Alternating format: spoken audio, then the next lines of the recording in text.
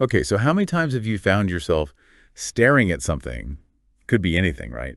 And thought, how am I supposed to deal with this? It's the worst, right? Like, life throws these curveballs, and we're just supposed to know exactly what to do. And sometimes it's not even a curveball. It's like trying to solve a jigsaw puzzle with half the pieces missing. Exactly.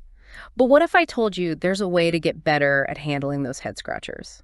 And not just survive them, but really conquer them. Okay, now you've got my attention. Tell me more. Well, that's what today's deep dive is all about. We're diving into The Problem Solver's Toolkit by Rae A. Stonehouse. The Problem Solver's Toolkit.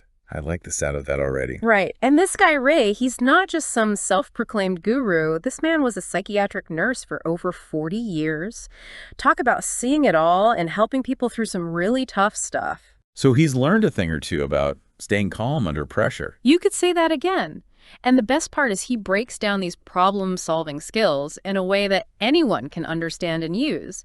He says these skills are essential for, well, pretty much everything. From deciding what to have for dinner to, like, navigating a career change. Exactly. Big or small, Rae's got you covered.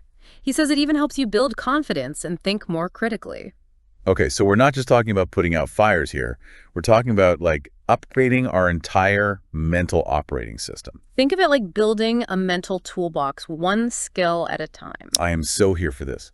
But before we get too far into the how-tos, does Rae have any, like, personal stories in the book about how these skills made a difference for him? Something that really drove the point home? He does. He talks about this one project. He renovated this old, well, let's just call it an establishment. That establishment mysterious. Right. But anyway, he renovated this place and turned it into a legal boarding house. That sounds like it could have been a whole other deep dive just waiting to happen. Oh, I'm sure it was full of challenges, building permits, skeptical neighbors, you name it. He probably dealt with it. So how did he survive? Actually, better question. How did he manage to turn this establishment into a success story? Well, that's where his problem-solving process comes in. He used his own techniques every step of the way. Okay, so it's not just theory. He's actually put these tools into practice in his own life. Yeah. I'm intrigued. Walk me through this toolkit. What's the first tool we need to grab? Okay, so we've got this mysterious establishment. Sounds like a fixer-upper extraordinaire, and Rae manages to turn it into, what, a respectable boarding house. Color me impressed. Oh, it's more than respectable, trust me. But yeah, the transformation is pretty amazing. But here's the thing. He didn't just magically wave a wand and make all the problems disappear.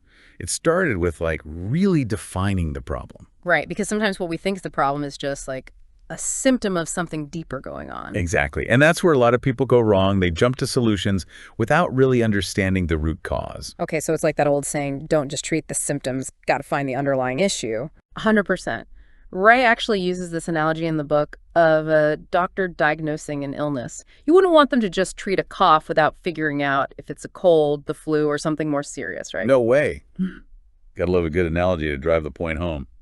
So no jumping to conclusions. What's next in our problem-solving toolkit? Information.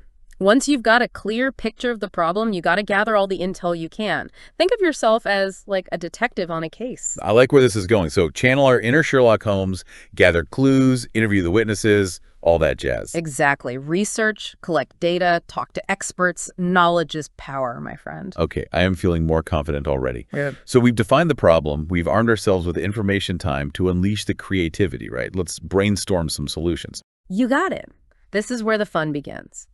And Rae says it's important to just let those ideas flow. No judgment at this stage. Just get everything out on the table. Ah, the beauty of brainstorming. No bad ideas allowed. But what about those times when our brain feels more like a desert than a rainforest of ideas? Any tips from Rae on how to get those creative juices flowing? He's got a whole chapter on overcoming those mental blocks. One technique that really stood out to me was challenging assumptions. Oh, I like that. So, like, questioning everything we think we know about the problem. Exactly. Sometimes the most innovative solutions come from looking at things from a completely different angle. Flipping the scripts, shaking things up. Yeah. I'm into it. And Rae mentions other techniques too, right? Yeah. Like, what about mind mapping? I've heard that can be really helpful. Mind mapping is great. It's like visual brainstorming, helps you see all the connections and possibilities. It's like a brain dump, but organized. Exactly. And if you're a visual learner, it can be a game changer. Okay, so let's say we've brainstormed a bunch of potential solutions, maybe even created a mind map masterpiece. What happens next? Time to play judge, jury, and executioner. Whoa, executioner seems a bit harsh, don't you think? Yeah. How about we just give those solutions a thorough evaluation? Much better. But yeah, this is where critical thinking comes in. Rae A emphasizes the importance of being objective. We got to analyze each solution, look at the pros and cons, the resources we'll need, potential roadblocks. It's all about making an informed decision. So no more impulsive leaps of faith, huh? No matter how tempting they might seem. Nope. We're playing the long game here, remember? We're building that mental toolbox, and careful evaluation is one of our most valuable tools. Got it. No more rushing into things. But I gotta say, sometimes making decisions can feel so overwhelming, especially when you've got a lot of factors to juggle. Does Rae have any advice for, like, the chronically indecisive among us? He does. In fact, he introduces this really cool tool called the decision matrix. A decision matrix. Now, that sounds intriguing. Tell me more. So it's basically a structured way to compare different options. You list out all the factors that are important to you and then, like, rank each option based on those factors. Oh, so it's like a way to bring some objectivity to those gut-wrenching decisions. I like it. Okay, the decision matrix. I am putting that on my list of things to try, like, tomorrow. Decisions. But let's say we've made that decision, picked our best solution. Now what? Time to unleash it upon the world. Pretty much. This is where we move from planning to action.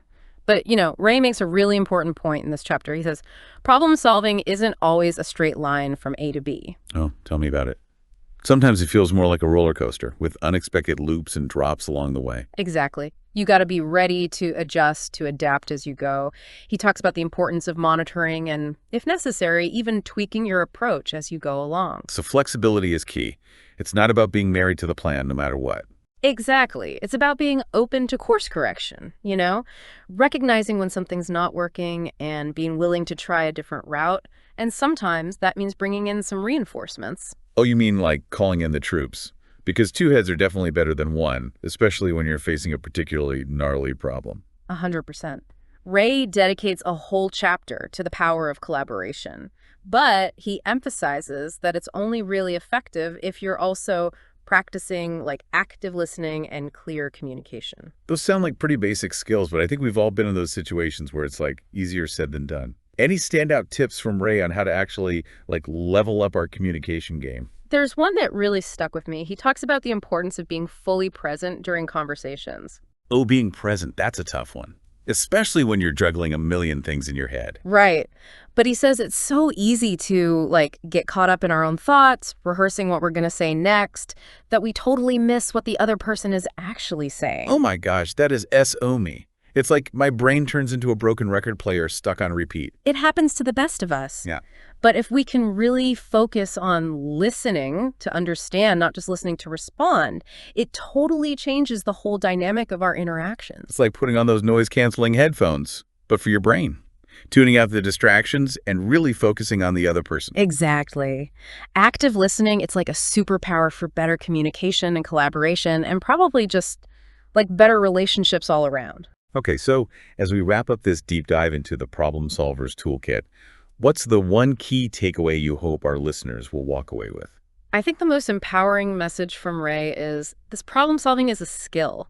It's not something you're born with or without. It's something you build, you practice, you get better at over time. So it's like we're all capable of building our own mental toolkit, one problem-solving technique at a time. I love that. Absolutely. And the more tools you have in that toolkit, the more equipped you'll be to handle whatever life throws your way. And speaking of tools, Rae has a whole self-development series, right? So if anyone wants to add even more tools to their toolkit, they know where to look. We'll be sure to include links in the show notes. Perfect. So as we wrap things up, here's a little food for thought, inspired by Rae himself. Think about a recent challenge you faced, big or small. How could you have used one of the techniques from this toolkit, maybe that decision matrix we talked about, or a dose of active listening to approach it differently? Something to ponder. Until next time, happy problem solving.